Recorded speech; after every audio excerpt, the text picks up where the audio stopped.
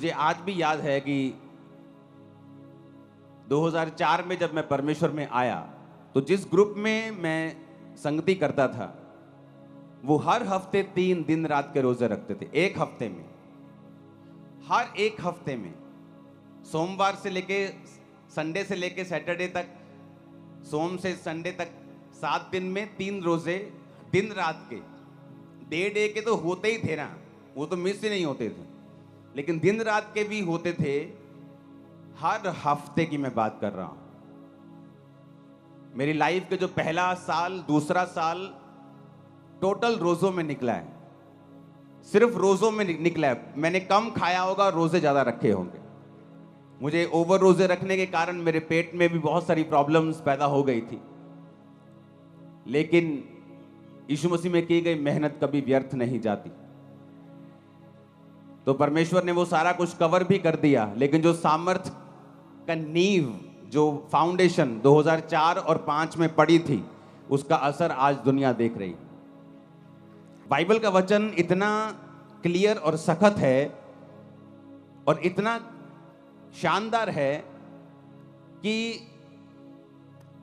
क्या कहने, मैं आपको बताता हूं। वचन कहता है कि एसाव याकूब 2 जुड़वा भाई थे, और बाइबल कहती है एसाव जब आया तो अपने भाई को उसने दाल पकाते हुए देखा। कहता है दाल मुझे चाहिए। कहता है दाल तुझे दे दूंगा, लेकिन तू बड़ा है। जुड़वा थे पहले, वो आया था। कहता तू बड़ा है तो तू ऐसा कर, अपने बड़े होने का पद मुझे बेच दे। याकूब ने कहा तू बड़ा है तो अपना पद मुझे दे दे, मैं दाल तुझे दे दूंगा। और वचन कहता है कि एक बार के भोजन के बदले में उसने अपने बड़े होने के पद को बेच दिया। और जब आशीष पाने के लिए निकला अपने बाप से, क्योंकि बड़ों को ज्यादा आशीष मिलती थी पहलोठों को, तो लिखा वो आशीष पाने के योग्य नहीं ठहरा। आंसू बहाने पर भी, तौबा करने पर भी उसे कोई भी आशीष नहीं मिली। क्यों? क्योंकि उसने शरीर को फॉलो किया था। जो लोग शरीर को फॉलो करते हैं वो आशीष पाने के योग्य नहीं है। वचन कहता है कि अगर आप व्यभिचार में गिर गए, अगर आप पाप में गिर गए, अगर आप चोरी में गिर गए, तो आप सेवा करने के भी काबिल नहीं हैं उच्च पद की। वचन तो इतना गहरा है वचन। तो शैतान लोगों को नाकामयाब कैसे करता है? उनको शरीर के पीछे लगाता है, उनको पाप के पीछे लगाता है, डर के पीछे लगाता है, लोभ के पीछे लगाता है, लालच के पीछे, घमंड के पीछे, व्यभिचार के पीछे। और रोजे के उपवास क्या करता है? जब आप उपवास करते हैं, उपवास आपके शारीरिक, जो आपका बॉस बन गया शरीर। अगर शरीर ने कह दिया कि रात को आपको मोबाइल देखना ही देखना है, गंदी फिल्म देखनी ही देखनी है, तो आप उसको करते हैं, क्योंकि आपका शरीर भारा है, आपकी स्पिरिट हल्की है। आपका बॉस आपका शरीर है। और इसीलिए जब आत्मिक कामों में आप जाते हैं, जब आपको एक ब्रेक थ्रू की जरूरत होती है, जब आपको एक हीलिंग की जरूरत होती है, जब आपको परमेश्वर का हाथ चाहिए होता है, तब क्या होता है? तब आप चाहते हुए भी कुछ नहीं कर सकते, क्योंकि आपकी आत्मिक जो जिंदगी है वो कमजोर है। और जब आपको जरूरत होती है आप कुछ कर नहीं पाते हैं। अपने हाथों को उठाओ, प्रभु से कहो, खुदावन मैं अपने शरीर के अनुसार नहीं, अपनी आत्मा के अनुसार चलो, प्रभु यीशु मसीह के सामर्थी नाम में। 2 तिमुथियुस 2 उसकी 20 से 22 आयत, उसमें लिखा है, बड़े घर में ना तो केवल सोने चांदी के, पर काठ और मिट्टी के बर्तन भी होते हैं। कोई कोई आदर, कोई कोई अनादर के लिए। यदि कोई अपने आप को इनसे शुद्ध करेगा तो आदर का बर्तन और पवित्र ठहरेगा और स्वामी के काम आएगा और हर एक भले काम के लिए तैयार होगा। जवानी की अभिलाषाओं से भाग, और जो शुद्ध मन से प्रभु का नाम लेते हैं उनके साथ धर्म, विश्वास, प्रेम और मेल मिलाप का पीछा कर। परमेश्वर ने कहा बड़े घर में सिर्फ सोने और चांदी के ही नहीं, काठ और मिट्टी के बर्तन भी होते हैं। अब आपके घर में बहुत से बर्तन हैं। एक आपके घर में गिलास है, आपकी रसोई घर में, जिससे आप पानी पीते हैं। प्लेट पड़ी है जिससे आप खाना खाते हैं।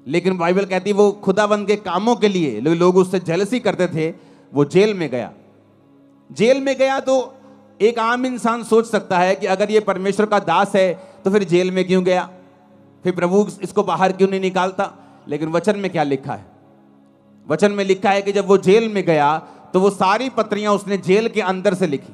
प्रभु को मालूम था पतरस की इतनी पत्रियां क्यों नहीं, क्यों मैं बताता हूं, क्योंकि पतरस बाहर से विकाई में था और हर टाइम बिजी रहता था, कभी वहां कभी वहां कभी वहां मीटिंग है, कभी वो विश्वासियों के पास, कभी उस कलीसिया के पास। उसकी केवल 2 पत्रियां बाइबल में है, पहला पतरस और दूसरा पतरस। अब जब सेवकाई में कोई तो चाहिए जो इस लेवल का हो, जो पतरस के लेवल का हो, जो यूहन्ना के याकूब के लेवल का हो, उसी की पत्रियां काम आएंगी। छोटे लेवल का कोई लिखेगा तो उसकी पत्रियों में वो बात नहीं होगी, वो पवित्र आत्मा की भरपूरी नहीं होगी। तो परमेश्वर जानता है कि पौलुस एक ऐसा जन है जो उस लेवल का प्रेरित है। और वचन क्या कहता है? वो जेल में गया और उसने पत्रियां को लिखा। परमेश्वर का उसको जेल में डालने का रीजन ये था कि आने वाले समय में इतनी सेवकाई का असर पतरस का नहीं हुआ जितना पौलुस का हुआ। आज हम किसकी पत्रियों को पढ़ के अपने कैरेक्टर को सही रखते हैं? पौलुस की पत्रियों को पढ़ के, हाँ या ना? पौलुस की पत्रियां पढ़ते हैं। आप तीमुथियुस पढ़ो, जहां उसने लिखा है अपने स्पिरिचुअल सन को, उसने कहा मैं अपने आत्मिक पुत्र तीमुथियुस को लिखता हूं, ये करना है, ये करना है, ये करना है। दूसरा तीमुथियुस कैरेक्टर के बारे में, कुलस्सियों कैरेक्टर के बारे में, थिस्सलुनीकियों कैरेक्टर के बारे में, तीतुस की पत्री, फिलेमोन की पत्री। अगर आप इन पत्रियों को पढ़ेंगे आपको कैरेक्टर नजर आएगा कि पौलुस ने कैरेक्टर के विषय में बहुत सी बातें की हैं। हालेलुया। लेकिन कैसे की? बाइबल कहती है हर एक चीज मिलकर भलाई को पैदा करती है जो प्रभु यीशु से प्यार करते हैं। उसने अपने आप को पवित्र रखा, फास्टिंग में रखा, प्रेयर में रखा और जेल से पत्रियां लिखी जो आज तक हम पढ़ के आशीष पा रहे हैं। अपने हाथों को उठाओ, बोलो हर एक दुख के लिए जो खुदा की मर्जी से आया, मैं खुदा का थैंक्स करता हूं। ऊंची आवाज में बात करो, थैंक्स करो ऊंची आवाज में। और पिता मैं विश्वास करता हूं कि आप कुछ बड़ा करेंगे उन्हीं दुखों के बीच से, यीशु के नाम में। अब हम फास्टिंग क्यों करते हैं? जब शरीर आपका स्वामी है, आज आपको रोजा रखना है 5 बजे तक, लेकिन सुबह आपको इतनी भूख लगी छोले भटूरे देख के कि आपने अपना रोजा खोल लिया, क्योंकि आपका शरीर आपका स्वामी।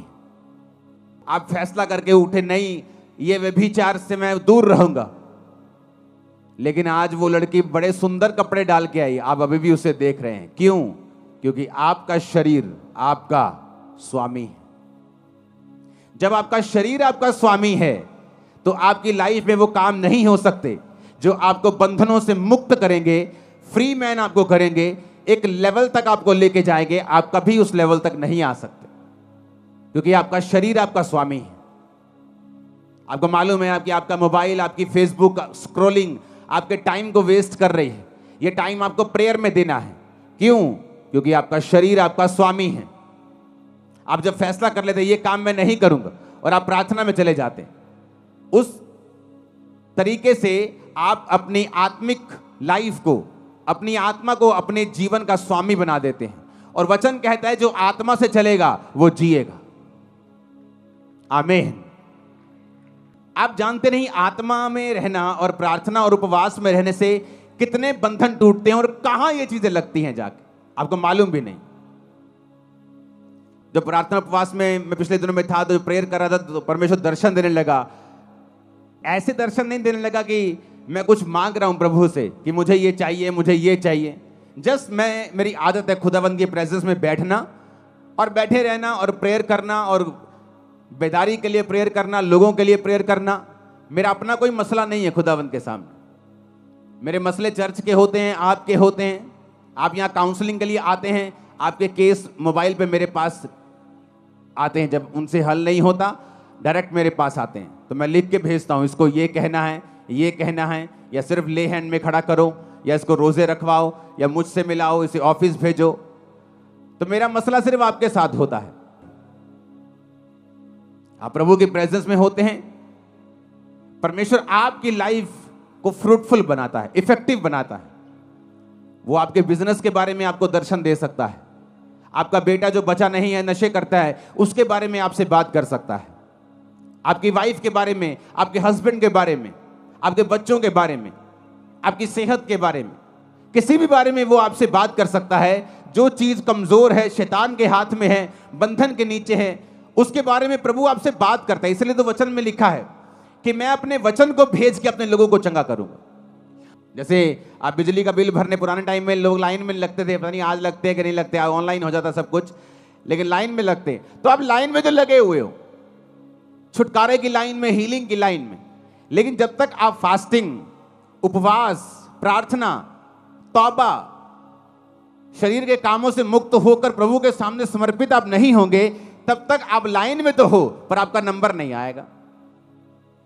लाइन में तो लगे हुए हो, चर्च तो जा रहे हो, पता सब कुछ है, प्रभु की दया भी है, लाइन में लगे ये भी एक फजल है, प्रभु को जानते हो ये भी एक अनुग्रह है, लेकिन रियल छुटकारा, नंबर कब आएगा? जब तुम इन बातों को फॉलो करोगे। ऊंची आवाज में हालेलुया बोलो। और जब हम उपवास करते हैं क्या होता है? उपवास हमारे शरीर के जो बॉसपन है, उसका जो बॉसी शरीर है, जो मालिक बनता है, वो उसके मालिकियत को खत्म कर देता है। जो शरीर का प्रभाव है, पाप का प्रभाव है, गंदगी का प्रभाव है, नेगेटिविटी का प्रभाव है। मुझे आज भी याद है 2004 में जब मैं परमेश्वर में आया था, तो शैतान मेरे पे अटैक करता था बहुत। वचन जानने के बाद भी, प्रार्थना करने के बाद भी, सिर्फ 1 2 3 4 महीने ऐसा हुआ मेरे साथ। तो जब वो अटैक करता था मेरे पे कभी कभी, तो पवित्र आत्मा मुझे पता क्या बोलता था? मुंह से बोल। मैंने फास्टिंग स्टार्ट कर दी। खाना 6 बजे खाया है, शाम को 7 बजे, 10 बजे है रात के अभी, लेकिन मेरे मुंह से निकलता, मैंने मेरी अभी से फास्टिंग स्टार्ट। जब मैं मुंह से निकालता था, प्रार्थना में बैठता था, शैतान के अटैक कम होने लगते थे।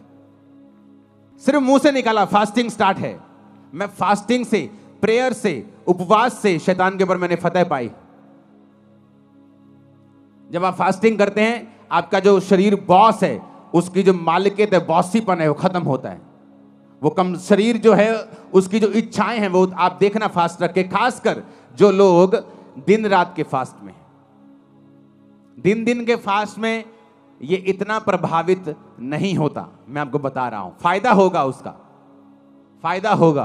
प्रभु आपकी प्रेयर को सुनेगा, फास्टिंग कबूल होगी, लेकिन दिन रात के जो फास्ट हैं, ये एक अलग लेवल के फास्ट है। तो जब दिन रात के फास्ट हम रखते हैं, तो आपके शरीर के अंदर से जो कब्जा किया हुआ है शैतान ने, जो बंधन है, जो बॉन्डेजेस हैं, पाप के प्रति आपका खिंचाव है, प्रभावित है आप उससे, आप कंट्रोल नहीं कर पा रहे हैं, आप दिन रात के फास्टिंग में चले जाएं। आप देखें आपकी आत्मा कैसे आपका बॉस बनती है। इसलिए वचन में क्या लिखा है? जब तुम शरीर के अनुसार चलोगे तो मरोगे। कौन सी मौत के बारे में बात कर रहा है? वो शारीरिक मौत की बात नहीं कर रहा है इसमें। वो एक ऐसी मौत की बात कर रहा है जो आज सब घरानों में काम करती है। हस्बैंड वाइफ तो हैं, लेकिन मैरिड लाइफ मरी हुई है। नाम से तो ठेकेदार है, पर बिजनेस मरा हुआ है। क्योंकि वचन कहता है जब तुम शरीर के अनुसार चलोगे तो मरोगे, पर अगर कहता आत्मा के अनुसार चलोगे तो जियोगे। हालेलुया। कि नाम से तो पास्टर हैं, पर सेवकाई मरी हुई है। कोई रिजल्ट नहीं, कोई उत्साह नहीं लोगों में, कोई अधीनगी नहीं, कोई लाइफ नहीं, कोई बोना नहीं, कोई प्रेयर नहीं। क्यों? आपको शरीर के ऊपर पास्टर को फतह पानी पड़ेगी, उसको पाप के ऊपर फतह पानी पड़ेगी, फिर वो लोगों को लीड कर सकता है। आप जब फास्टिंग करेंगे, आपके शरीर के अंदर से वो जो पाप का प्रभाव है, जो हैवीपन है, जो अट्रैक्शन है, जो लालसा है, जो तलब है, वो खत्म होती है। आपकी आत्मा आपका बॉस बनती जाती है। और एक दिन में नहीं, या एक साल में, 6 महीने में नहीं होता। ये कॉन्टिन्यू एक प्रोसेस है। जिस तरह मौसम बदलते हैं, गर्मी आती है, सर्दी आती है, बारिश आती है, आपकी आत्मा के जीवन में भी कई बार विश्वास में आप टॉप पे होते हैं, कई बार शैतान आपके विश्वास को हिला रहा होता है। मौसम आते हैं, पर जब आप कंटिन्यू फास्टिंग में और प्रेयर में रहते हैं, आप हर मौसम से निकल जाते हैं और आगे बढ़ते हैं। फिर समय आता है जो वचन में लिखा है कि फिर समय आने पर मैं तुझे फल दूंगा। समय आने पर तू फल लेके आएगा, जिस तरह वचन में लिखा है भजन संहिता 1 में कि समय आने के ऊपर तेरे पत्ते तो हरे रहेंगे क्योंकि तू नदियों के किनारे लगा हुआ है, लेकिन समय आने पर फिर फल भी आएगा, गवाहियां भी आएंगी। आमीन। ऊंचे वाला चाहिए चर्च।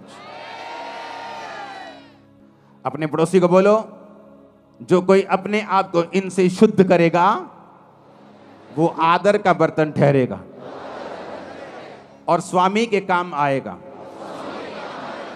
और हर एक भले काम के लिए तैयार होगा। आमीन। ऊंची आवाज में आमीन बोलो। Hallelujah, hallelujah. तो फास्टिंग, उपवास, मसीही जिंदगी एक डिसिप्लिन वाली जिंदगी है। अगर आप मसीही हैं और आपकी लाइफ में डिसिप्लिन नहीं है तो एक्चुअल में आप डिसाइपल नहीं, आप चेले नहीं। ये कहीं और होता होगा कि आप जाएं, जो मर्जी करें, जो मर्जी खाएं, जो मर्जी पिएं, लेकिन मसीह में ऐसा नहीं होता। यीशु मसीह ने कहा अगर तू इनसे अपने आप को शुद्ध करेगा तो स्वामी के काम आएगा, आदर का बर्तन ठहरेगा।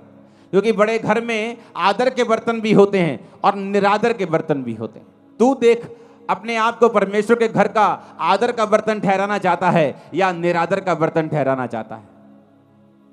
बड़े घरों में आपने सोने के बर्तन देखे होंगे।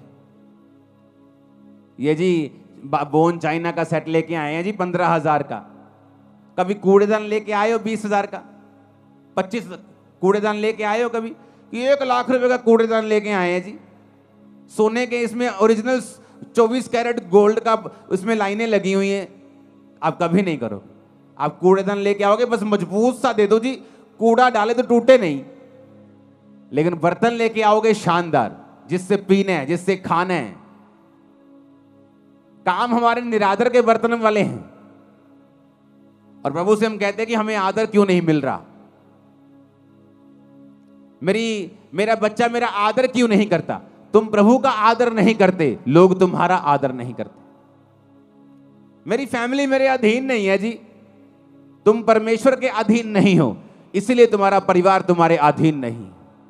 मेरा पति मेरी बात नहीं सुनता, तुम प्रभु की बात नहीं सुनती, इसलिए तुम्हारा पति तुम्हारी बात नहीं सुनता। सब कुछ जुड़ा हुआ है। तुम आत्मा में कामयाब हो जाओ, शरीर में कामयाबी तुम्हारे पीछे पड़ के मिले, तुम्हें मिलेगी, बाइबल कहती है। आत्मा में कामयाब हो जाओ, शरीर में कभी भी फेल नहीं हो सकते तुम लोग, कभी भी, नेवर। वो लाइन चेंज कर देगा तुम्हारी, लेकिन फेल नहीं होने देगा। हालेलुया। मसीह जिंदगी डिसिप्लिन वाली जिंदगी है। मसीह में आके भी डिसिप्लिन नहीं है। अगर उन्हीं चौकों में खड़े होकर लड़कियों को छेड़ना है, अगर वैसे ही काम करने, वैसे ही मोबाइल चलाने, उन्हीं ब्लॉगर्स की तरह वैसे ही ब्लॉग बनाने और गालियां निकालनी है, अपने आप को क्रिश्चियन बोलना छोड़ दो। तुम उन लोगों की तरह नहीं हो जो लोग सुनते हैं संसारिक और शारीरिक गाने। मैंने क्रिश्चियन लोगों की शादियों में बजते हुए देखे हैं गाने, शराब के गाने, कोट कोट पिला देखो, शराब के गाने क्रिश्चियन लोगों की शादियों में। इमेजिन करो कैसी बरकत परमेश्वर देगा उन्हें। सोचो, जहां बरकत होनी चाहिए, जहां प्रभु की प्रेजेंस होनी चाहिए कि एक जोड़ा सदा के लिए मिल रहा है, वहां पे खुदा की अगर प्रेजेंस होगी तो उनकी लाइफ में बरकत आएगी और वहां शैतान की प्रेजेंस होती है। आप किस चीज से सुनते हैं बताओ? उस अंग का नाम क्या है? बोलो। कान से? कहां है कान? ये कान नहीं, इससे नहीं सुनते आप, मालूम है कि नहीं? इससे सुनते हो आप? नहीं, इसके अंदर एयर ड्रम, इसके अंदर कान का एक पर्दा है, उससे सुनते हो आप, इससे थोड़ी सुनते हो। ये तो एक मांस का टुकड़ा है। पहलवान देखे कभी ओलंपिक वाले? उनके यहां देखा क्या हुआ होता है? वो बज बज के उनके कान फट फट के मोटे हुए होते यहां से। अगर ये सुनते हैं तो जब वो मोटे हो जाते हैं फिर वो कहां से सुनते हैं? वो तो अंदर से सुनते हैं भाई, इधर से। कान के अंदर जो होल है, यहां एक, वहां अंदर आवाज जाती है, कान का पर्दा उसे रिसीव करके सिग्नल भेजता है, दिमाग में जाते हैं तो आवाज आती है। ये थोड़ी सुनता है। फिर ये बनाया क्यों है? बात तो ये है, प्रभु ने कोई चीज फालतू में तो बनाई नहीं है। अगर मैं इसे हटा दूं, आप कई लोगों का देखोगे एक्सीडेंट में कान उखड़ जाता है, उनके कान होता ही नहीं है, फिर भी वो सुनते हैं। लेकिन परमेश्वर ने बनाया क्यों है फिर ये कान? अगर आप ध्यान से देखें एक पिक्चर में, कान और स्त्री का गर्भ दोनों सेम शेप के होते हैं। इधर लेफ्ट साइड पे स्त्री का गर्भ है, यूट्रस है, जहां बच्चा होता है। बच्चा और कान दोनों सेम शेप के होते हैं। दूसरी फोटो भी है आपके पास, कान और बच्चा और स्त्री का गर्भ, पिछली फोटो दिखाओ, दोनों सेम शेप के होते हैं। परमेश्वर ने जब कान अंदर बनाया तो परमेश्वर चाहता था कि इंसान जो है इस बात को समझे कि मैंने कान का बाहरी हिस्सा वो ऐसे भी छोड़ सकता था, यहां फ्लावर बना सकता था ऐसे सुंदर करने के लिए, लेकिन उसने गर्भ की शेप को लिया और तुम्हारे कान पे चिपका दिया। क्यों? क्योंकि परमेश्वर ने तुम्हें बहुत केयरफुली डिसाइड करने के लिए बोला है कि तुम अपनी लाइफ में क्या सुनोगे और क्या नहीं सुनोगे। क्यों? जब औरत के गर्भ में बीज जाता है तो वो बच्चा पैदा करता है, और जब परमेश्वर ने कहा तुम्हारा कान जो गर्भ की शेप का है, जब इसके अंदर बीज जाएगा, वो चाहे अच्छा बीज हो चाहे बुरा बीज हो। एक चोर का जब शादी होता है तो उसके भी बच्चा होता है। एक जादू टोना तांत्रिक, एक बंदों को मारने वाला एक कातल, जब वो भी शादी करता है तो बच्चा पैदा होता है। एक धर्मी जब शादी करता है तो भी बच्चा पैदा होता है। तो बच्चा अच्छा है या बुरा है, ये निर्भर करता है कि कौन उसे पैदा कर रहा है। परमेश्वर ने तुम्हारे कान को गर्भ के जैसा इसलिए बनाया है कि परमेश्वर कहता है कि कान के अंदर क्या डलेगा, अच्छा या बुरा, ये तुम डिसाइड करोगे। जैसा तुम डालोगे तुम्हारी जिंदगी का फल वैसा ही होगा, अच्छा या बुरा। अब तुमने गाने डालने हैं, शराब के गाने डालने हैं, वो गाने डालने जिससे बीपी बढ़ जाता है, तुम शारीरिक जोश में आ जाते हो, वट देंगे टोक देंगे, तुम्हारा वो भला करने वाले नहीं। मैं खड़दा, मैं जानदा, मैं आंदा, वो तुम्हारा भला करने वाले नहीं है। इसलिए प्रभु ने कहा ध्यान से देखो कि क्या सुनते हो। जब मैं चर्च में से वापस आया करता था तो मेरी आदत थी हिंदी गाने सुनने की, तो हिंदी गाने में सुनता था। और एक दिन पवित्र आत्मा ने मुझे प्रेरित किया, तो मैंने अपने भाई से, क्रिश्चियन भाई से पूछा, मैंने कहा क्या बेनीहीन गाने सुनता है? जैसे मैं हिंदी गाने सुनता हूं, बेनीहीन भी इंग्लिश गाने सुनता है फिल्मों के? कहता नहीं यार, वो नहीं सुनता होगा। मैंने कहा अगर वो नहीं सुनता होगा तो मुझे भी नहीं सुनने चाहिए। अगर मुझे प्रभु में बढ़ना है तो हिंदी गाने सुनता हूं तो मुझे मेरे अंदर वही फीलिंग्स आती हैं। तो अगर वो भी फीलिंग्स आएंगी, चर्च जब मैं जाके सॉन्ग प्रभु का सुनता हूं तो वो आत्मा वाली फीलिंग आती है। तो मैं अपने शरीर को दो चीजों से भर नहीं सकता हूं, एक ही सोते से खारा और मीठा दोनों पानी तो नहीं निकल सकते, तो चुनाव करना पड़ेगा। उस दिन से कैसेट्स होती थी, तब सारी फेंक दी थी, कोई गाना नहीं सुनना। और पवित्र आत्मा कैसे भरता है?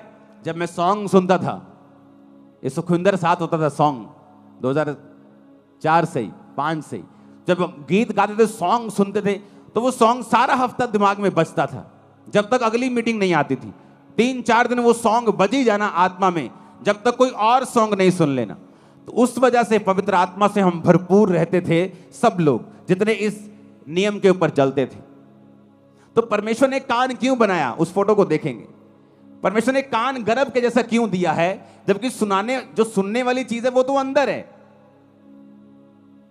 कान का पर्दा तो अंदर है। लोग बोलते जी मेरे थप्पड़ मारा किसी ने, कान का पर्दा फट गया, अब सुनता नहीं। अगर इस कान से सुना जाता तो ये फटता तो कान नहीं सुनता, पर अंदर का पर्दा फटता है तो कान नहीं सुनता। क्योंकि ये परमेश्वर ने गर्भ के जैसा बनाया है, ताकि जो कुछ तुम अंदर लोगे, गाने, गालियां, संसारिक चीजें, किस दोस्त के साथ आप बैठ रहे हो, ऐसा दोस्त जो आपके साथ जब बैठता है, जब आप उठते हैं तो आपका विश्वास कम हुआ होता है, वो आपके अंदर नेगेटिव चीजें डालता है। ओ ठीक है चर्च, ओ कदी कदी चल जाया कर, उन लोगों ने भी बना के रखनी है, ओ ले एक चर्च है जी सारे लोगों का वखरा ही कर देती है, और आप थोड़ी आप क्या सुनते हैं मायने रखता है। आप अगर नेगेटिव सुनेंगे और उस नेगेटिव को कैंसिल नहीं करेंगे, आपने मान लिया कुछ नेगेटिव सुना और आपको मालूम नहीं है कि उसे कैंसिल करना है, उसे रिजेक्ट करना है, ऐसे लोगों के पास नेक्स्ट टाइम मत बैठें जहां बैठने पर आपका विश्वास कमजोर होता है। अगर वो रिश्तेदार है, त्याग दें कुछ सालों के लिए, उसे कुछ महीनों के लिए त्याग दें। वो दोस्त जो मैंने 2007-8 में त्याग दिए, 15-16 साल बाद मुझे मिलते हैं आज, लेकिन आज मेरी बातों का असर उन पे होता है, उनकी बातों का असर मेरे पे नहीं होता। क्यों? एक समय था अगर क्रिश्चियन होने के बाद भी अगर मैं उनके साथ रहता तो हो सकता उनकी बातों का असर मुझ पे होता। जब मैंने अपनी 10th को कंप्लीट किया था तो मेरे कई नए दोस्त स्कूल से बाहर बने थे, और उसमें से एक दोस्त मेरा ऐसा था जिसका मेरे ऊपर बहुत प्रभाव था। मोस्टली मेरा प्रभाव मेरी टीम पर, मेरे लोगों पर होता था, लेकिन एक दोस्त ऐसा था जिसका प्रभाव मुझ पे होता था, जो मुझे प्रभावी लगता था। अगर वो मेरी लाइफ में होता क्रिश्चियन बनने के दौरान, मैं आपको बता देता हूं, अगर वो मुझसे कहता तो हो सकता मेरा विश्वास वो ना होता। क्योंकि मसीह में आने के बाद बहुत सी दिक्कतें मुझे हुई, मेरी फैमिली ने मुझे त्यागा, छोड़ा, लोगों ने मुझे डांटा, रिश्तेदारों ने मेरी डांट लगाई, मुझे मेंटली बहुत सा डिस्टर्बेंस पैदा करने की मेरी लाइफ में कोशिश हुई। शैतान ने डिस्टर्ब अलग किया, बीमारियों ने अलग किया, लोगों ने अलग किया। पर मसीह में आने के कुछ महीने पहले ही वो दोस्त को परमेश्वर ने मेरी लाइफ से दूर कर दिया था, और अब तब मुझे मालूम हुआ कि इतनी स्टूपिड सी चीज के ऊपर हम कभी भी अलग नहीं हो सकते थे, लेकिन हम हुए। लेकिन कुछ साल पहले हमारा फिर मेल मिलाप हुआ। आज मेरी बातों का असर उस पर होता है, उसकी एक भी बात का असर मेरे पे नहीं होता। टाइम होता है, एक समय होता है, खुदावंद आपकी बोलता है सहेली छोड़ दे मेरी बेटी, अपने दोस्त को मेरे बेटे छोड़ दे, अपने इस रिश्तेदार को छोड़ दे, कुछ साल के लिए अलग हो जा, अपनी लाइफ बना, अपना कैरियर बना। अरे यूपीएससी एग्जाम में भी, संसारिक सफलता लेने के लिए भी बच्चे जो हैं कुछ देर के लिए अलग हो जाते हैं। माता पिता अपने शहर को छोड़ के बच्चों के साथ दिल्ली चले जाते हैं एग्जाम की तैयारी करने के लिए। एक संसारिक आदमी को मालूम है संसारिक दृष्टि में कामयाब होने के लिए हमें त्याग करना पड़ेगा, और आत्मिक लोग इतने मूर्ख और इतने अंधे और इतने बहरे और गूंगे हैं कि वो त्याग करने के लिए बिल्कुल तैयार नहीं। उन्हें लगता है कोई त्याग करने की जरूरत नहीं, घर में बार बनाओ कोई प्रॉब्लम नहीं, घर में शराब पियो कोई प्रॉब्लम नहीं, कैसी भी संगति करो कोई प्रॉब्लम नहीं, कहीं भी जाओ कोई प्रॉब्लम नहीं, चर्च भी जाओ उधर भी जाओ, जब उनका प्रोग्राम आता है उस धर्म का आता है उधर भी जाओ, सब जगह जाओ। इसीलिए तो आप यहां बैठे हो जहां आपको नहीं होना चाहिए, कि 10 साल से नाम ठेकेदार है लेकिन ठेका कोई नहीं है आपको। आप वहां बैठे हो जहां आपको नहीं होना चाहिए। आपको फलवंत होना चाहिए था, बढ़ना चाहिए था। बढ़े क्यों नहीं? क्योंकि क्रिश्चियन व्यक्ति के बारे में बाइबल कहती है कि नमक का स्वाद अगर बिगड़ गया तो वो किसी काम का नहीं। दूसरा बंदा पापी हो सकता है शारीरिक रीति से कामयाब हो जाए, लेकिन क्रिश्चियन अगर खुदा से दूर होगा तो धक्के खाएगा और पैरों के नीचे आएगा, वचन कहता है, क्योंकि तुम सच्चाई को जानते हो। तुम्हारा न्याय अलग रीति से होता है। दूसरा गाने सुन के कामयाब हो सकता है, संसारिक दृष्टि से, आत्मिक दृष्टि से वो भी एक नाकामयाब व्यक्ति है, लेकिन तुम शारीरिक और मानसिक और आत्मिक सब दृष्टि में नाकामयाब हो सकते हो, क्योंकि तुम्हारा न्याय अलग रीति से होता है। तुम प्रभु के लोग हो, तुम वचन जानते हो, सच्चाई जानते हो, तुम जानते हो तुम उजाले में हो, तुमने उजाले का स्वाद चखा है, तुम परमेश्वर को जानते हो। जब सुबह अपने कानों में कंघी, जब अपने बालों में कंघी करने के लिए उठोगे तो अपने कानों पे ध्यान देना और सोचना कि आज मुझे क्या सुनना है, इस गर्भ के अंदर मुझे क्या लेके जाना है, अच्छा बीज या बुरा बीज। अच्छा बीज लेके जाऊंगा तो अच्छा फल लाएगा, बुरा बीज दूंगा तो बुरा फल आएगा। जमीन नहीं देखती, अब आम बो दोगे भी आम उगा देगी, आप डोडे बो दोगे डोडे उगा देगी, आप कांटे बो दोगे, कैक्टस बो दोगे, कैक्टस उगा देगी। जमीन नहीं देखती, जमीन बोलती मुझे बीज दे मैं तुझे उगा दूंगी। कान भी, जीवन भी देखता नहीं क्या अच्छा है या बुरा है। वो तुम्हारा डिसीजन है, वो पावर तुम्हारे पास है, अंगों के पास नहीं है। जमीन के पास उगाने की पावर है, तुम्हारे अंदर उगाने की पावर है, लेकिन उगाना क्या है ये तुम्हारे ऊपर निर्भर करता है। ऊंची आवाज में हालेलुया बोलो, ऊंची आवाज में फिर से हालेलुया बोलो। बाइबल कहती अवसर को बहुमूल्य समझो और देखो तुम्हारे अंदर क्या जाना चाहिए, अच्छा या बुरा। अपने हाथों को उठाओ।